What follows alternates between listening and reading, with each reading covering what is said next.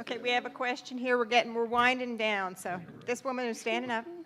Thank you. Congratulations to everyone. Wonderful film. I have a question for Lee and Danny. Lee, just to make this a little bit more light, could you talk about the process of casting some of the legends you casted? We know how Oprah came on board, but Vanessa Redgrave, Robin Williams, Alan Rickman, Jane Fonda. I mean, just talk a little bit about that. And then Danny, and we want to hear from you. Could you talk about what are some of the decisions you made and what you Can we do the one question just because we're kind of rolling? Can we do the thank you? Go, Lee. Danny doesn't talk so much, so I want Danny to talk. Danny, Oh, okay, what was the question for Danny? Okay, good. I'm so sorry. But the question was, how did you get all those legends to be in it? Well, it started with Danny's script. Danny wrote this incredible script, and I think that everybody was attracted. All these actors here are, they're pretty. Liev.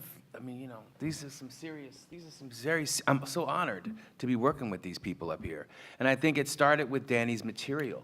The material it always starts with the word. Cuba, I can't.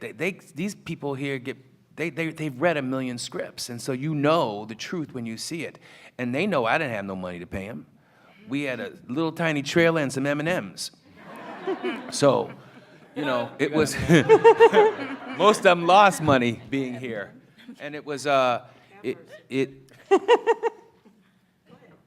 going to say, I missed the M&M part. I didn't even get that. well, you got trail mix. No, there was no peanuts in M&M's. But I think that it started with Danny's script, and I think that we had a great producer, Pam Williams, who took over for Laura Ziskind, who really helped, make sure that the deals were right, and I just sort of was the puppeteer, to it all, and I'm just, I got to take a moment to say it took us 4 years to get this piece off of the ground because Hollywood said that this movie could not be made. And Pam, our producer, when Laura passed, hit up everybody, these individuals, close to 25 people that invested into this piece. And it's not a movie for me, you all, it's a movement.